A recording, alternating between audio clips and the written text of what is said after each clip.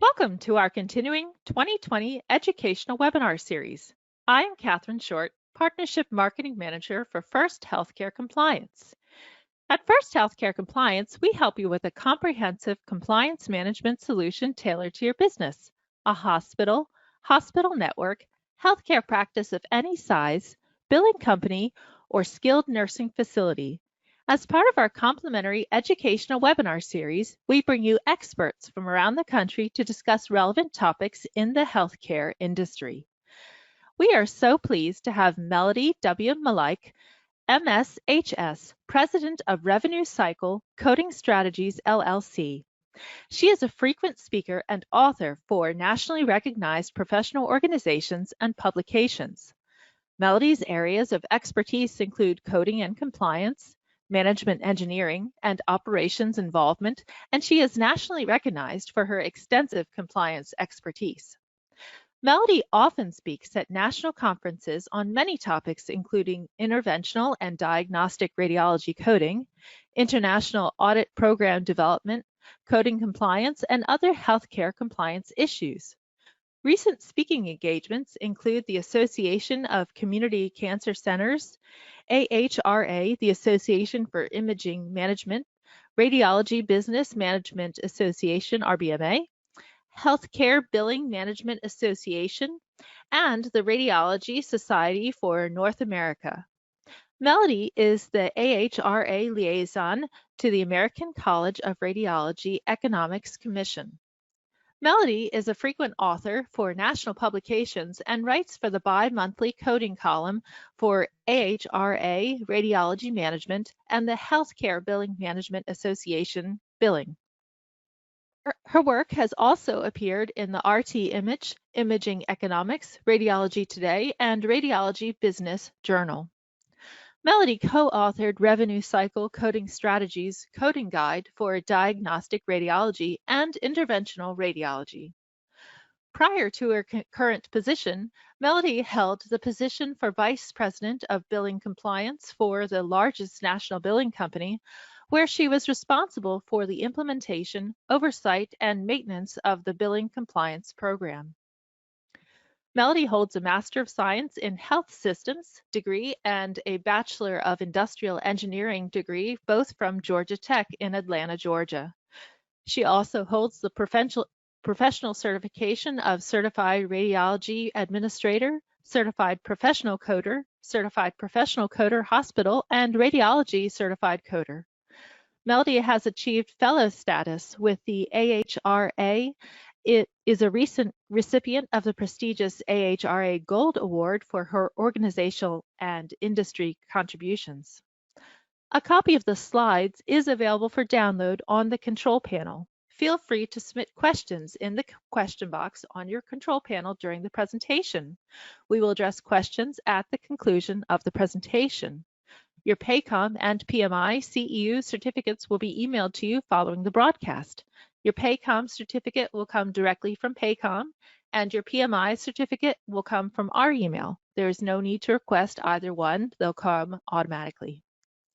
Additional CEU opportunities will be available to BC Advantage members following the live broadcast. See their website for details.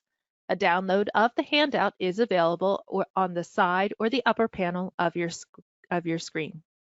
So Melody, a very warm welcome. Thank you so much for being here today. Thanks, Catherine. Thanks for the opportunity, and thank you everyone for tuning in today.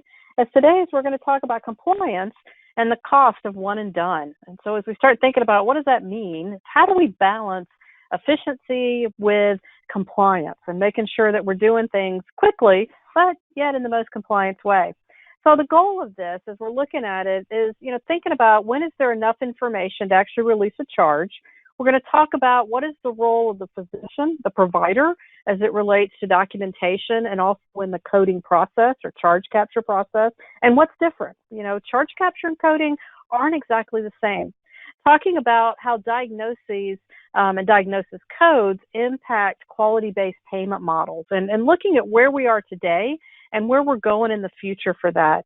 And then also, how do we communicate the necessity of getting clinical data to our providers as they generate the medical record information. So we're in a world today of electronic medical records, and sometimes we say that those electronic medical records can be a blessing and a curse. It's great that there's so much information there, but what we also have to be careful of is that our providers don't spend all their time documenting things, losing sight of the patient, but that also the other side of that is that they don't spend the time that's needed documenting to accurately reflect the complexity of taking care of that patient. So living in the world of electronic medical records presents some unique challenges that really didn't exist 20 years ago as time marches on. So again, we want to balance efficiency with compliance as we look at that. So first we're going to talk about defining really what does it mean when we talk about one and done. One and done could have a couple of connotations to that. It could be a really positive thing, or it could be perceived as a shortcut. So how do we, again, find that balance? Let's talk about a little bit more the role of diagnosis codes. Diagnosis code submission is not just checking a box to make sure that we're getting paid for something. There's a lot of other ways that the diagnosis codes that we submit to our individual payers get used, not only by our insurance payers, but also by other organizations. And we'll talk a little bit more about that. And then talk about, the impact of change as a whole. Again, as we're looking at, as we make changes within our systems, as we make changes in our coding processes, how do we work through that in a very collaborative and positive and efficient way with our providers? Because the reality is we recognize as we talk about compliance and as we talk about coding, whether it's diagnosis codes or CPT procedure codes, this is not why our providers went to medical school. They didn't go to medical school to really learn everything around it. They learned a lot of stuff, not taking anything away from that, but really they went to school to take care of patients. And so we have this whole somewhat complicated and sometimes cumbersome process that goes around that can create a lot of frustration. So we want to try to make sure that we're protecting our providers, that we're giving them the support that we need, and that we can make things as compliant as possible, again, and doing it in a way that's very collaborative with our providers for that. So when we talk about, how will we define one and done? What does it mean to say, well, we just want to do one and done? Well, we could look at a shortened definition to say that that's really the process of assigning a diagnosis code that really gets the claim paid. And that's positive and negative, right? You always want to be careful when somebody says, just tell me what to say or which diagnosis code works best. When we look at that, what we want to do is make sure that, we're assigning the codes that are accurately reflected in the documentation. And sometimes it really may only be one diagnosis code, but a lot of times there could be more. So how do we balance between what's the right amount to communicate to the payer to show how sick the patient is or exactly what's wrong with them, but not spend so much time that it becomes an incredibly inefficient process with it. So again, finding that balance is really, really important for that. Because when we're looking at productivity, the number of clicks, as we say, for the provider matters. I mean, that's kind of the downside sometimes of the electronic medical record is that there's so many times our providers are having to click through different screens. We look at the number of keystrokes. We look at, how much additional time has it added to a patient visit because they have to do all this documentation related to it. So again, we want to make sure our providers understand when we're giving them feedback about documentation or things as it relates to coding, that we are taking this into account, that we're building processes as efficiently as possible. One of the things that you have to think about as you look at this within your own organization is, what is everybody's role? What is the role of the provider in terms not only of documentation, but also in the coding and charge capture process, versus what is the role of supporting staff? And this becomes important because if you're in a situation where your providers are actually selecting diagnosis codes within your system, how you're going to approach it may be a little different than if you have support staff or coders that are actually looking at the provider's medical record documentation and assigning a diagnosis code. I think when we have our providers assigning diagnosis codes, that's when we tend to get into a situation where they're going to pick more of the one and done versus getting into more of the details. It is a balancing act. I'm not going to tell you that there's one right way to do it, but I do always pose the question of, do we really want to use our highest paid resource or our highest educated resource to be doing some of these particular tasks? So again, how do we find that particular balance related to diagnosis codes? The other thing with diagnosis codes is our providers aren't always trained to understand all the guidelines associated with it. So we want to be careful that it's not, let's just pick a diagnosis code when we might not be following coding guidelines.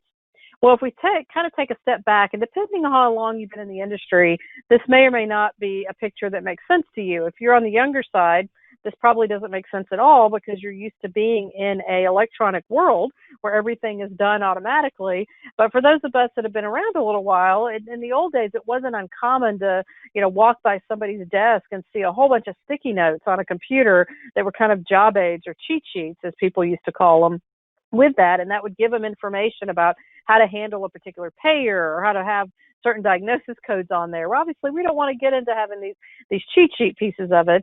But this is an actual real picture of a job aid. And it's obviously ICD-9 codes. For those of you around from ICD-9, these are ICD-9 codes. This particular one dealt with a radiology practice, but this was actually a job aid that we found with a particular organization that they had used, and this is how the coder was actually signing the codes.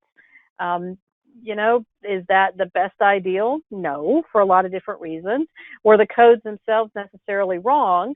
No, but again, if we're not really looking at the whole process, we could inadvertently just be selecting one code that we knew kind of check the box and fit the bill, but didn't tell us anything else. So we've got to get away from just having these quick job aids that just give us one answer. The other thing, though, that we do, again, we're back to balancing here, is we do want to make sure, though, as we're assigning diagnosis codes and as we are being as robust as possible, that we are selecting diagnosis codes that are relevant to that patient's condition, relevant to the procedures being performed or exams being performed, and in line with the payer guidelines. Because sometimes we have situations where a patient may have a couple of different conditions, but from the payer standpoint, there's only one that they consider payable. As long as that's documented in the patient's record, that would be the appropriate diagnosis to submit as our primary diagnosis for that. So we do have to understand payer guidelines in addition to coding guidelines related to that. So again, we think about efficiency and we look at our process. How can we help our providers be as efficient as possible, but yet accurate as possible? So again, efficiency has its role, but it can't be the primary driver in everything that we're doing. I think this is a good picture because, we can be in such a hurry for things that we don't always look at the end result related to that.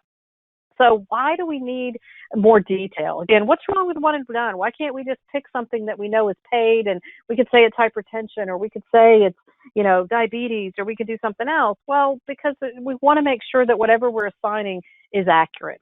And there's a lot more complexity now as we're in ICD-10 and we're looking at getting all the way up to those 8 digits. There's a lot of detail for that. This information gets used in a lot of different ways, not only to tell the story of that patient to the insurance provider to provide coverage for them. It also goes to the National Institute of Health. It also goes for research. There's a lot of different reasons that this information is getting used. And the other thing is we don't want to shortchange the quality of the care that we're providing to our patients. If everybody seems to just have a single condition or without complications or more additional details, they're going to look at that morbidity or mortality information related to that and think that your patients are not that sick. And then so as we move into more of a different type of payment methodology related to the complexity of care, you're shortchanging yourself as providers or individuals working at providers in terms of letting to know what the complexity is. So when we look at kind of the demographics for things, and we look at, what is it that a provider describes versus what ICD-10 describes, related to that, we want to describe that patient care, but we want to describe it, again, in a level of detail that makes it really crystal clear what specifically we're doing for the patient. We want to show medical necessity. Medical necessity is the 2 primary words that drive everything that we do. That's how payers define things. When we're getting things approved in advance, it's about medical necessity. When they're looking to pay for services in the back end, it's about medical necessity. So we want to show everything that was done met but did not exceed the patient's clinical need. And obviously there's judgment calls that are associated with this, but we want to make sure there's appropriate documentation. What the payers are looking for is that the patient receive the right treatment in the right place at the right time.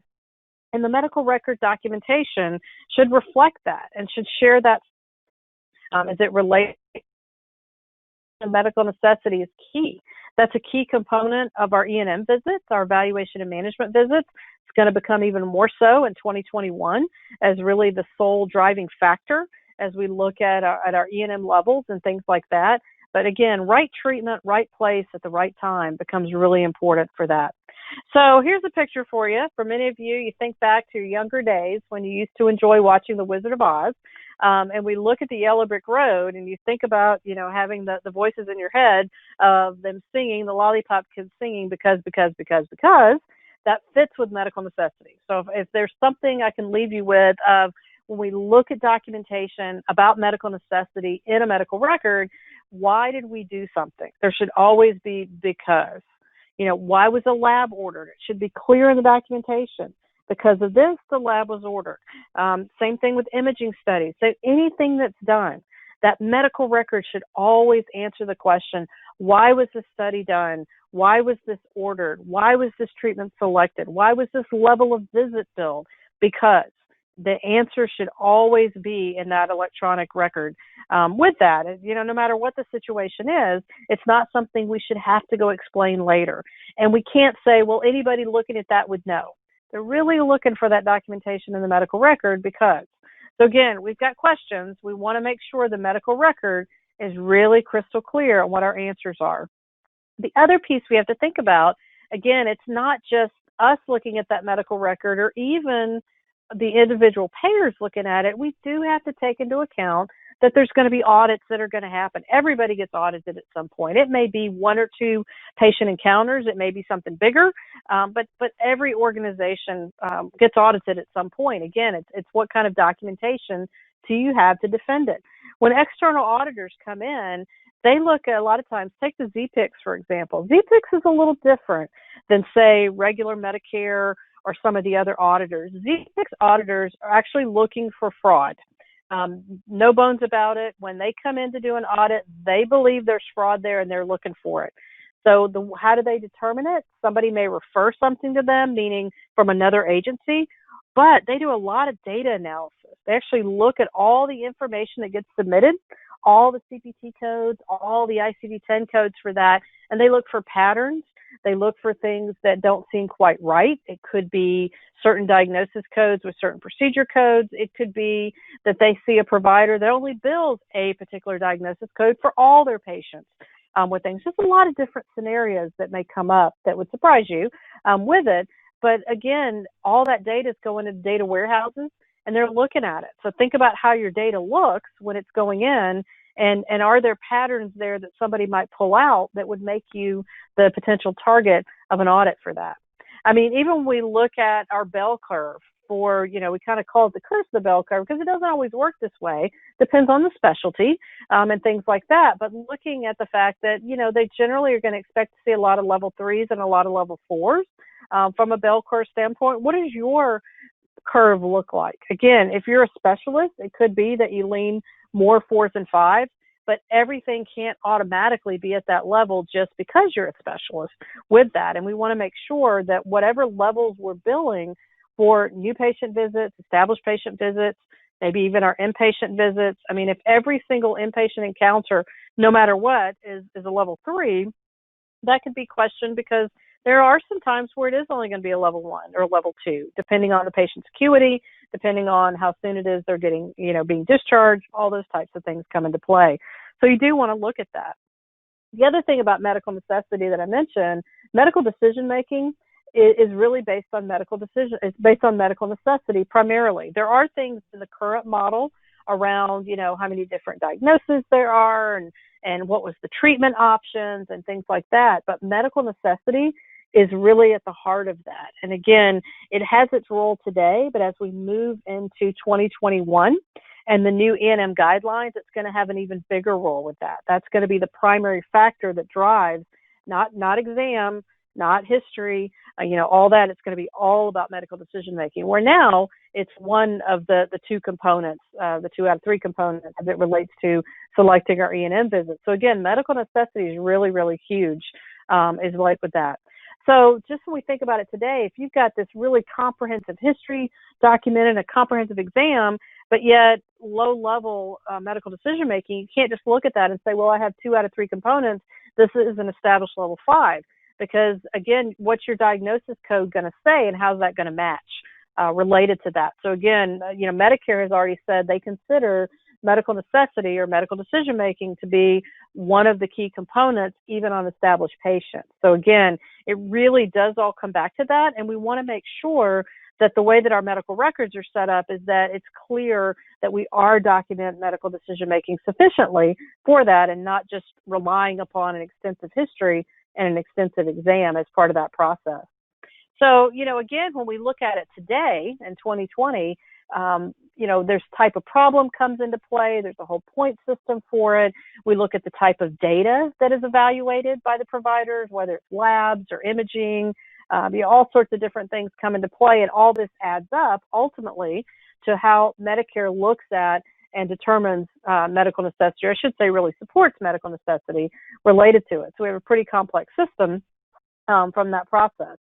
And again, when we look at what drives it, and we look at the number of diagnoses or management options, how much data they're reviewing, and what our risk is, high complexity to get to that high level, that all has to be on there. Moderate starts going down from there. But again, when we look at table of risk, we look at the amount of data that's being reviewed, so much service is supported by what's showing medical necessity, not only for that E&M, it's about that diagnosis code. If we've got all of this, but yet our diagnosis code our diagnosis just has something very simple, and doesn't have more information related to that, that could send the wrong message. It's not balancing act. Sometimes we focus so much on the CPT codes because it's easy to equate that to dollar amounts. If I bill this level, I get this amount of money.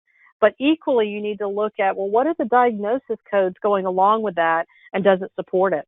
Some specialties are actually seeing audits by payers that are focused just on the diagnosis codes. For example, for emergency medicine services, there's some payers that are auditing level 4s and level 5s for certain diagnosis codes because they don't believe those diagnosis codes support billing those high of level with it. They want to see more information. They don't want to just see cough, for example. They want to know, was more information. Was there shortness of breath? Was there actually the patient have asthma? There's, all sorts of other things that could potentially be an issue related to that. But again, you'll see more of these audits based on medical necessity as part of being that key component. When we think about medical necessity and we look at what CMS talks about it, CMS being Medicare, it says the assessment and plan has to clearly define all the diagnosis that they're looking at during the visit, and if they've got an established diagnosis, what's going on with it? I mean, the patient may have asthma, but is the asthma stable? Is it improved? Is it worsening? Do they have diabetes? There's all, hypertension. There's a whole lot of things that can go into it, but they want to know not just that they have it, but exactly what is the patient's condition related to that. And some of those do have diagnosis codes that respond to them or correspond to them. Other ones do not. But again, they want to very clearly see how are you managing the care of that patient as it relates to those conditions. Other thing is, we want to make sure that we're really careful in how we've set up our electronic medical record so that we don't link codes to internal descriptions that aren't accurately reflected the same with ICD-10 for that. So it's really important, again, that if we're coding something in particular, that we're not, that we're not automatically assigning a code specifically for that. So this is an example, and these are ICD-9 codes, but we don't want a situation where automatically we're ruling out type 2 diabetes and it's assigning a type 2 diabetes code related to that. Again, possible migraine headache, but yet it's assigning a migraine headache. We want to be really careful with how our systems get set up that we don't inadvertently get diagnosis codes assigned to conditions that the patient really doesn't have for that. The other thing is when we think about where this diagnosis codes and where this information has come from, and this is back from a coding clinic in 2012, and you'll say, well, this is, a few years ago, does it matter? The answer is yes. And even though the original question was posed around ICD-9, it was reinforced since ICD-10 has come along as well, and the guidelines still apply. And so since our facility has converted to an electronic health record, providers have the capability to list the ICD-9 diagnosis code instead of a descriptive diagnostic statement. Is there an official policy or guideline requiring providers to record a written diagnosis in lieu of an ICD-9 code number? And the answer is yes. There are regulatory and accreditation directives that require providers to supply documentation in order to support code assignment. Providers need to have the ability to specifically document the patient's diagnosis, condition, and/or problem. Therefore, it is not appropriate for providers to list a code number or select a code number from a list of codes in place of a written diagnostic statement. Again, this still applies. This is important. When a lot of people set their systems up, even when they converted to I-10, it would be where they would select a code and then that would populate information. The code itself does not replace diagnostic information. Diagnostic information can generate a code. We shouldn't have it be the other way around. So we really must document diagnostic information and use that information when you're ordering studies for patients. That information needs to be included on there as well. Other things around there, it talks about, as a Q&A, is there a guide or rule that indicates you should only use the medical record documentation for that specific visit for coding purposes? Does each visit or admission stand alone? And could the coder go back to previous encounters to assist in getting information or coding of a current visit or admission with that? And it basically says documentation for the current encounter should reflect those diagnoses for that current and relevant encounter for that. It's not appropriate to go back and find stuff without physician confirmation. So this is one of those broad questions we get a lot of time. Can you go back and look for information? Yeah, it's one of those yes, but. Yes, you could, but the physician has to confirm it. We're really not going to pull them back in to confirm it. It really should be documented for that encounter. We just need to really be careful and make it clear where information is coming from. We can't just say, let's go look for information that's going to justify this particular encounter or justify this particular study. It really needs to be documented. We have the ability to pull information forward to a current encounter. That's why a physician confirms that and validates that. So there's the ability to pull that in. But what we don't want to do, again, going back from a coding standpoint, is going back and trying to find something to justify that patient's condition. We need good documentation today for the encounter that occurred today so that we can ensure that we've got appropriate documentation for that. And one other one that we talk about, as we look at assigning different things related to ICD-10, for example, with injuries and determining that seventh character that talks about whether it's initial or subsequent and those kind of things.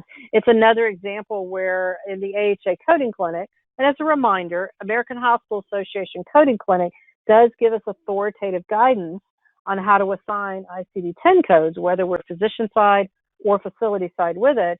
And they reinforce you should only use documentation in the current encounter. You don't go back to previous encounters to determine how to pick that seventh digit code. So it's just another example of where there's a reminder is there to make sure that we're providing information from the current encounter as we're assigning those diagnosis codes.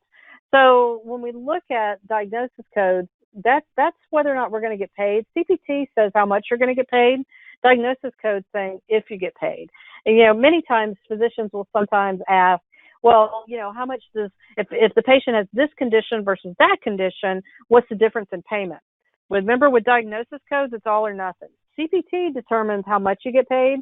It's diagnosis that determines if you get paid. So did you meet medical necessity or did you not? And the answer is yes or no. It really is that much of a lever to say whether or not we're going to get paid or we're not going to get paid based on that particular condition for that. So that's an important thing to keep in mind.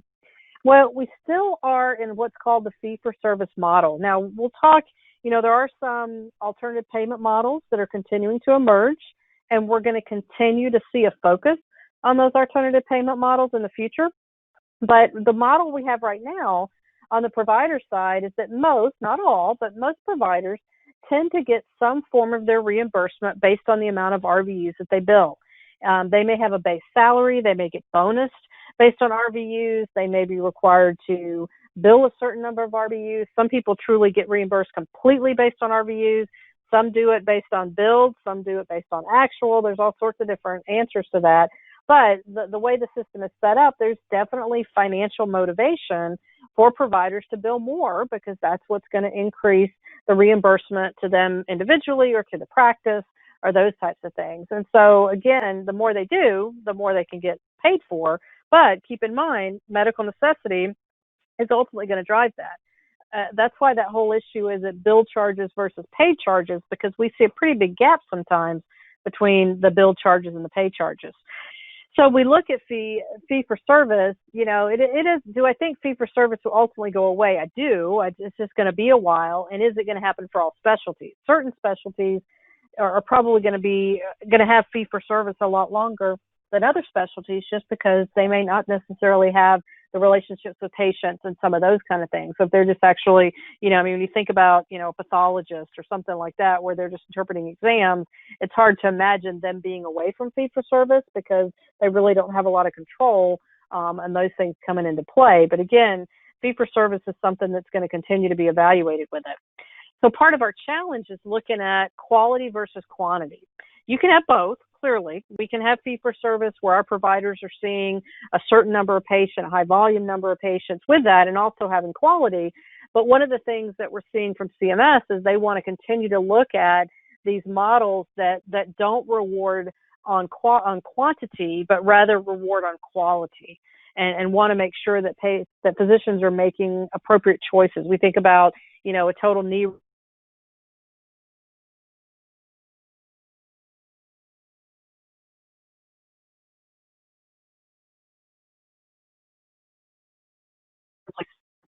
they give us a flat rate amount of money to take care of the patient, and we've got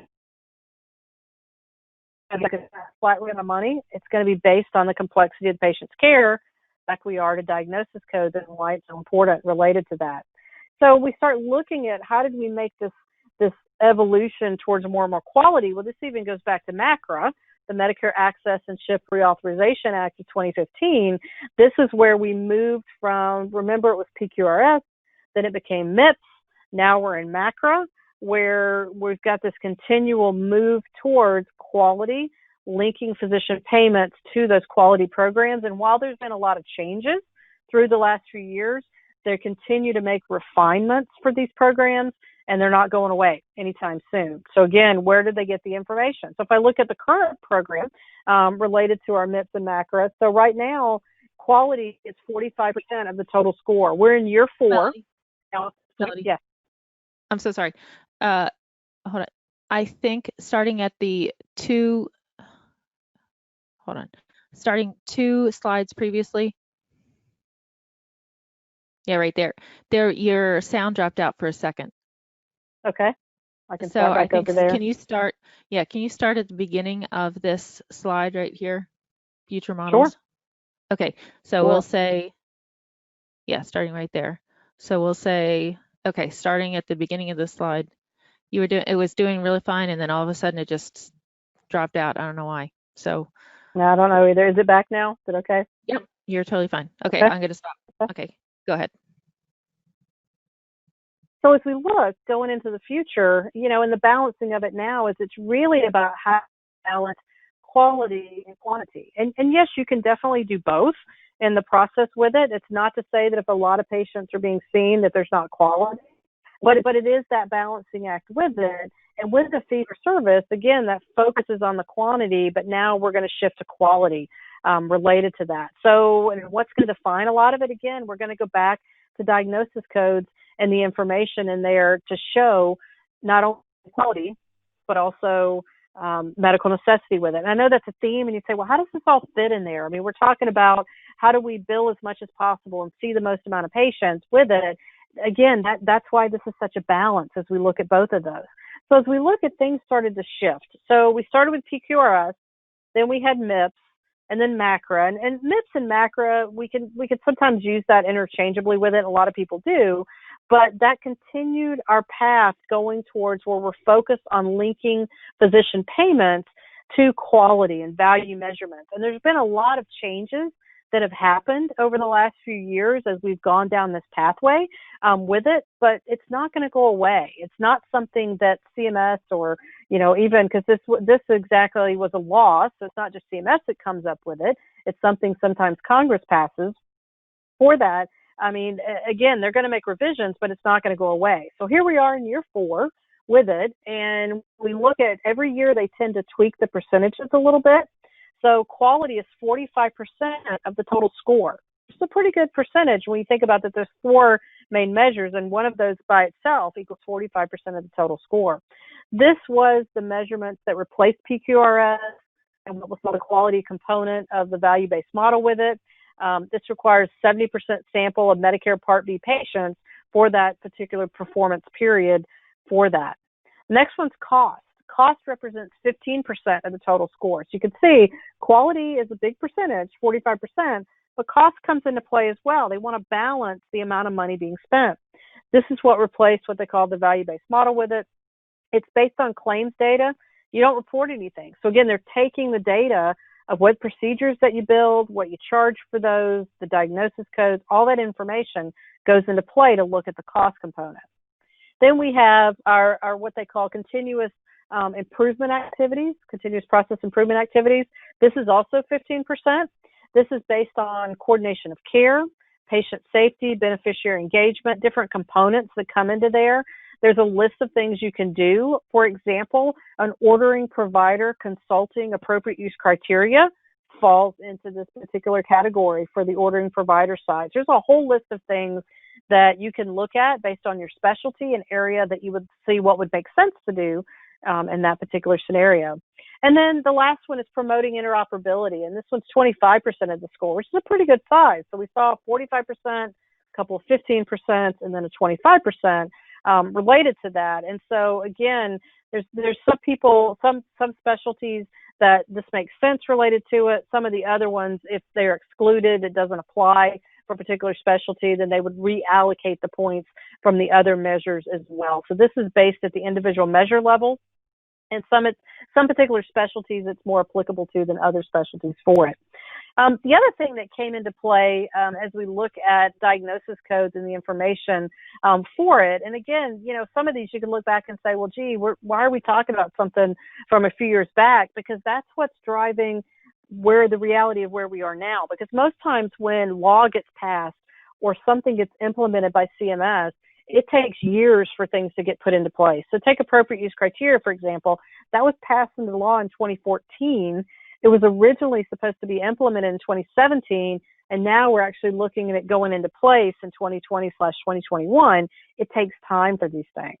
But when you look at things called like the Accountable Health Communities model, where they wanted to look at information to see how do we identify patients that based on their social needs or a certain socioeconomic situation that we can identify that there's a gap in care for them.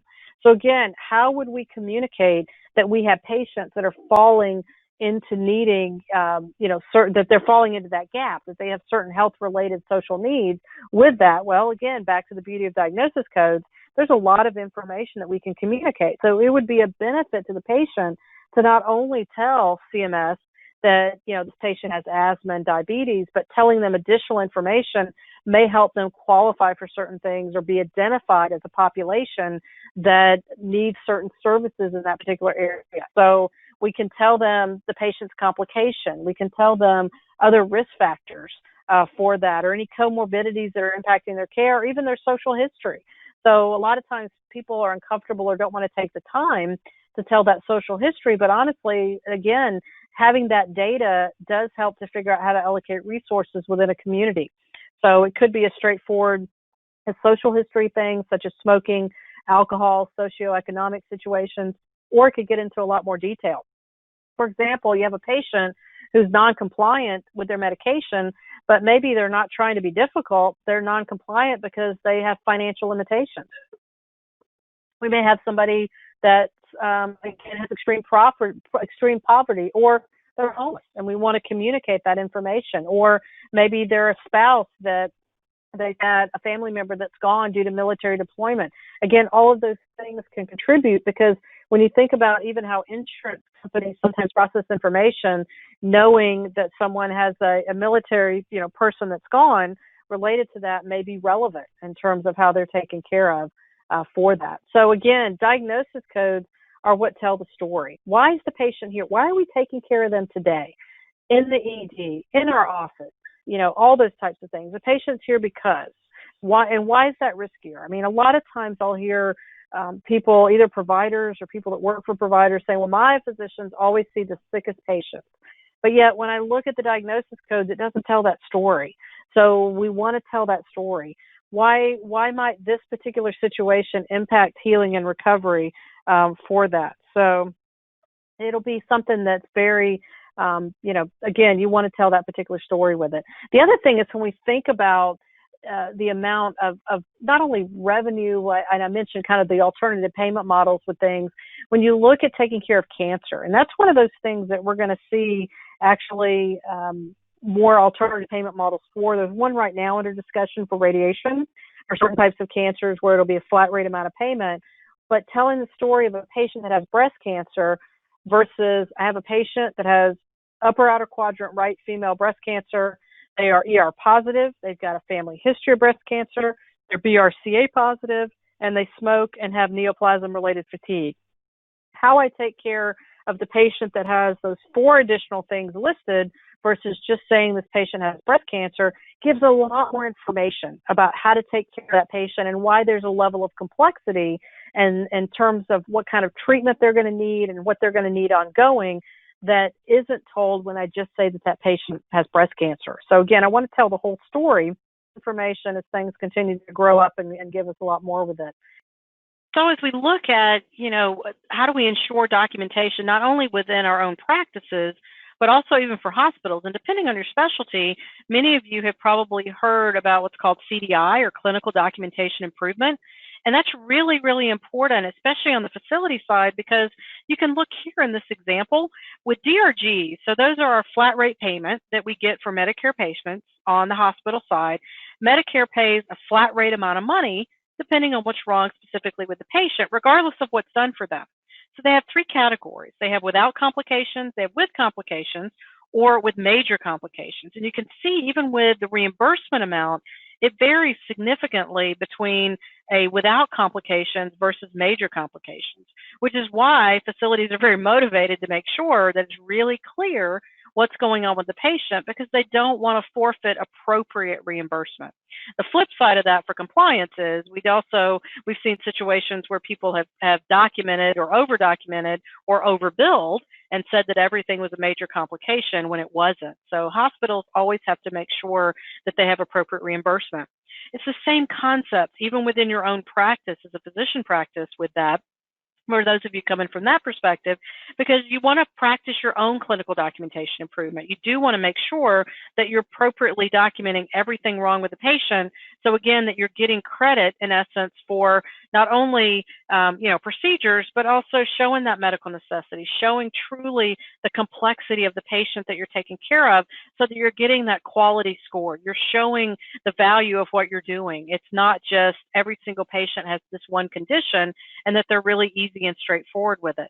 Remember, what we do today, we get paid for in adjustments a couple of years from now. So what we're doing in 2020 is actually going to have an impact in 2022 for that. So remember, there's a 2-year lag. So when we look at, there are bonuses that are out there, but there's also the takeaways because it's a budget neutral program. So you can't just think about how do I get through today? How do I make sure that I get this bill out the door? But how do I make sure that when they're looking back at my data to really say the complexity of the patients I took care of and all the things that I did from a quality standpoint, that I'm going to get credit for that and I'm going to get bonus for that in 2022. So it's not just about today, it's also about the future and how we're going to get appropriately incentivized going into that time period. So things to think about when we look at the impact of documentation. It's not just about that particular encounter for that patient and that particular insurance company for it. If you think about the quality measures that are being used, even in hospitals for it, you think about, they look at readmission rates. Why did this patient get readmitted? I mean, that's data that gets tracked about hospitals now. You can look that up. There's a lot of different things that come into play. They look at complications, the hospital-acquired conditions, a lot of different, there's a lot of information, and that all comes from documentation. So again, that quality data that gets documented for that patient becomes really, really important in the process. So how do we capture all the details? So we've talked about history, we've talked about exam, we've talked about medical decision making, but as we continue to drill that down a little bit more, we want to talk about in more detail location, severity, context, and story. So any condition that we're talking about or any particular injury, where exactly is the problem? I mean, some things are systemic problems, but for things that truly do have location, if we're talking about, cancer, where exactly is it? That becomes important. What's the severity of something? Is it acute? Is it chronic? What's the context of it? And what's the story? All of these fit together really nicely. So when we talk about location, and it seems like this would be pretty straightforward, but when you look at documentation, we find a lot of this is missing. Which side is it on? What's laterality? Is it bilateral? Is it unilateral? If so, what side? What quadrant of an organ is it? Where on the bone? Which particular vessel? Is it as graft versus native vessel? All of that defines ICD-10 coding and gives us greater specificity to tell the story of that patient. Acute versus chronic is always a challenging one with it, because you've got acute versus chronic, you've got acute on chronic, you could have an acute exacerbation of something. So additional details become really important. And this isn't just about getting the right diagnosis code, which is important, but again, it's talking about severity. So obviously if something has a hemorrhage, that's going to be a different severity level than something without. Same thing if something has a perforation, that's going to be a much bigger issue than something that doesn't have a perforation related to that. So again, all of this is telling that story that shows how you're taking care of that patient. And even the context of things. Is it a primary versus secondary? Think about that with malignancy. That's very important with that. But that could apply to other things as well. Is it status post a procedure? So is this a complication versus just a condition? What's this patient's history? What other conditions did they have? If we're doing something preoperatively, for what condition specifically are we doing that? So there's a lot of different reasons for it. And then again, what's that patient's story with it? Is this an initial injury, a subsequent injury? Is it a late effect of something? What was the patient doing when it happened? Where were they? There's a whole lot of things that come into play because again, we're talking about severity for those kind of things. So an event itself doesn't replace a clinical statement. The fact that a patient had a motor vehicle accident, that's relevant, but that does not describe injuries. So we've got to know that's more of a story of how they got the injury, but we can't have that be the place of it. Same thing with a fall. A fall is not an injury. That tells how they got injured, but we need more data. So again, everything that we can do related to that patient's story becomes really, really important. So when we think about balancing accuracy with productivity, we have to think about how do we do that? And that's a very, customized solution because there's not one answer fits all. You have to look at how your electronic medical record is set up, what role the providers play with that, and think about that process. So when we think about as our productivity and what's realistic in terms of the number of patients a physician can see in a particular day, some of that's going to be specialty driven as well. How much do you really expect the providers to learn code sets? And again, I'm not a big advocate in having our providers code. Yes, there's prompts and things we can do in the electronic medical record. You may have them selecting certain things, but then having somebody validating them. You got to make sure we're looking at coverage guidelines. We've got to look at a lot of different things with it, but how do we find that balance of productivity? And if we find that we've got a big shift in productivity, why is that happening? For that. Think about what are the things that just require ramp up. If we make an adjustment in the electronic medical record to make it easier for our provider, what's going to be the short-term impact and what's the long-term impact for that? And there's certain things that come along. I'll even add, as you think about the implementation of appropriate use criteria for our ordering providers, that's going to be an additional step that they have to go through in the ordering process. So what does that do to their new normal for that? How much additional time does that take? How does that impact their productivity as we relate to those? There's a lot of different things come into play. So when you think about this role of our providers and their role in diagnosis code data capture or their role in clinical documentation with it, think about with your electronic medical record, what is it the electronic medical record can do for you versus what are the things that you've got your EMR in place, you can't change it. What is it that you have to work around with that? So you want to make this as smooth as possible for your providers as much as possible and have every support system in place that you can. So walk that balancing act with that. And again, we want to make sure that we've built prompts and things in place for our providers that they give us that information that we need, that location, severity, context, and story for every encounter related to that, but again, as easy as possible. We don't want to ask our providers to have to free text a lot of information. There's a place for that, but as efficiently as we can make it for them, the more easier it's going to be for them to give us the information that we need to get that lot of data with it.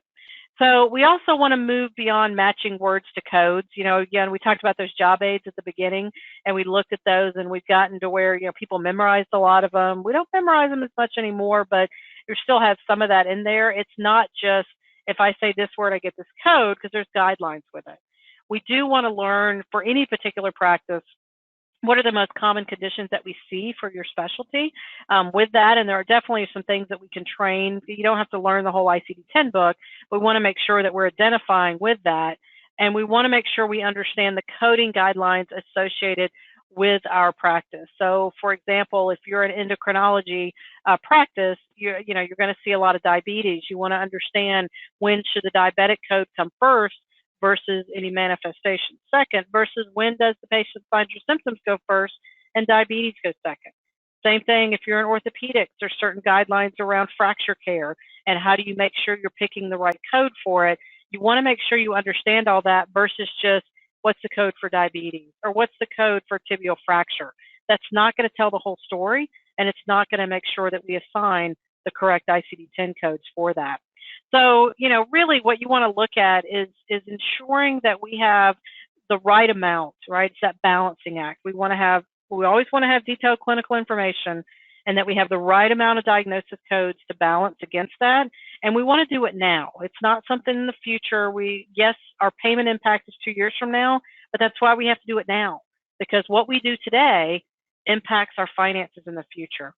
So a lot of things wrapped up in there, and hopefully some tidbits that you've gotten from it that you can apply regardless of your place of service or regardless of your specialty, because there is no one-size-fits-all solution for that.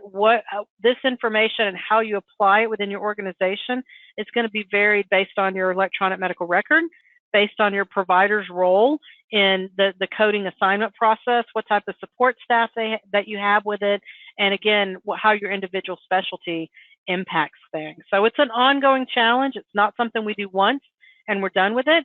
It should be a continuous quality improvement process that we're always striving to have as detailed information as we can, but making it the most efficient way possible for our providers to be in compliance and provide that information. So we've reached the end of the major piece of it, and I want to see, Catherine, if you've got any questions. Okay, thank you, Melody. We do have a few questions and a few questions right here. So why do you think some practices struggle with creating detailed clinical documentation? Yeah, that's a hard one. It's a couple different reasons for that, I think. One is it depends on how the electronic medical record was created, because when EMR vendors come in, as I said at the beginning, electronic medical records are both a blessing and a curse. There are a lot of really good things with it, but usually when they install them as a vendor, they don't really want the liability of how you set it up. So they basically say, you tell us how you want it set up and we'll do that for you. Well, most practices are really looking for somebody to come in from the outside and tell them best practices. So what happens a lot of times is things get set up incorrectly and nobody really knows it until it's already done, and then now all of a sudden we've got the system and it's not the most efficient way to do it. And so what will happen sometimes is the providers, it's so cumbersome for them to document everything that they sometimes don't with that. I think that's part of it. I also think when new providers come on board, depending on the size of the organization. If organizations don't invest the onboarding time, because usually by the time a provider hits the door, they're worried about credentialing and they want to get them seeing patients really quick, and every day, every minute's important, they don't always take the time to sit down and help the physician truly maximize the system and build, where appropriate, things that are their personal preferences to make them most efficient with that. And so we get into this frantic hurry, and sometimes ultimately that hurts us in the long run. Okay, all right. And how about some of the anticipated EM changes? Can you discuss some of the anticipated EM changes for 2021? Yes, that's going to be a really big change for us as we go into 2021 with the evaluation and management codes. They're going to be eliminating the new patient level 1 code, the 99201. But the biggest change is medical decision making is going to be the overriding factor for selecting the level of those office visits. So right now, for established patient visits, we do 2 out of 3, and Medicare says medical decision making has to be one of those. But even for new patient visits, it's 3 out of 3, but it's going to be medical decision making that is the complete driver of what level is selected. So history and exam are going to be there, but they're not going to define the level like they've done in the past. The other thing is time will be the other factor. So you'll pick your level of care based on either time or medical decision making, and there'll be specific documentation guidelines for that, but that's a huge change. And for certain specialties that didn't bill as much E&M, there's now evaluation going on that relates to how this is going to impact them. So most organizations are really seeing this change coming for E&M as extremely positive, because it's going to be less burdensome on the physician in terms of a lot of the documentation, and it's going to focus on that whole issue of medical necessity in the process. Okay. So how do you think these changes will impact most providers then? Well, I think for a lot of them that are our specialists and they do see a lot of complexity of patients, they're going to be able to focus more, not worrying. I mean, history exam need to be documented. We're not going to go away from that. But in some places, people are so concerned about checking that box to get a complete review of systems and, how many elements, and if we're looking at 97 guidelines, how many elements for exam and that kind of stuff. It gets us away from that mindset and it gets us to focusing on the patient.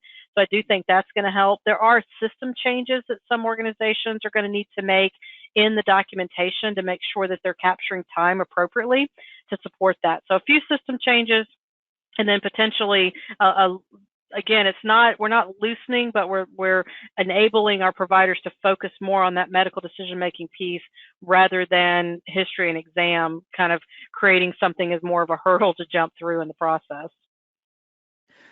Okay, and then we sometimes hear rumors that ICD-11 will be coming soon. When do you think that will occur? Yeah, good question. Yeah, because the World Health Organization's got I-11 out there, and there was when I-10 first got implemented, everybody was always, and I-11 is right around the corner. Before we do anything in the United States with I-11, we will first have to Americanize it, which is basically putting that CM. So ICD-10 CM, the CM clinical modifications, is the American version of it. There's other CAs, the Canadian version, AM's Australian version. There's a lot of versions. That has to be done by an group that there's a particular coordinating group that does that. To my knowledge, they haven't done that yet. Once they do that, they're still several years out. There's a lot of positives to I-11. I-11 incorporates what's called SNOMED, which is the basically kind of the research language and clinical language that has a lot of value. So people are really excited about that. But that said, I mean, I can't imagine that I-11 would be around before even 2025, just with all the other initiatives and things going on. But my crystal ball is broken, so I don't know for sure, but I don't think it's something that we have to worry about in the short term. Wow. Okay. All right. So coming soon means for a while out still. Okay. I think everybody would say hopefully so, yes.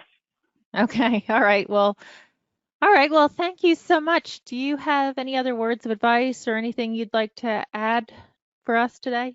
No, I think the thing overall is anytime you talk about trying to balance efficiency for our providers and ensuring compliance, that can sometimes create some challenging situations. It can sometimes get frustrating for both the providers and also compliance professionals with that. And I would just encourage you to not give up on it. I would encourage you to, it is a opportunity worth tackling with that, because at the end of the day, everybody does want the same thing. Everybody wants to get appropriate reimbursement, but to have an efficient process. And so it is something that you just have to continually work on and recognize that it is a partnership between the providers and compliance professionals to do that. And I think if you approach it that way, then you can make positive results. It may not happen all overnight, but working together, you can make really positive changes for that. Very true. Very true. Well, thank you so much for being with us today. I wanted to remind our attendees to remember that they can download a copy of the slides either on the side panel or on the upper panel. I think there's a button there. So reminding our attendees that they can do that, and you can get contact information on there for Melody and for revenue cycle coding strategies, and contact them directly. If you have any further questions, you can also send us questions here at First Healthcare Compliance, and we can forward them on. Please remember your PAYCOM and your PMI CEU certificate will be emailed to you from within 2 days following the broadcast. There's no need to request it. You can register for any future webinars or request a demo of our compliance solution on our website at firsthcc.com, or call us at 888-543-4778. And thank you again, Melody, for joining us. I appreciate that so much. Thank you. Thank you. And thank you again for our attendees. And thank you all for joining us.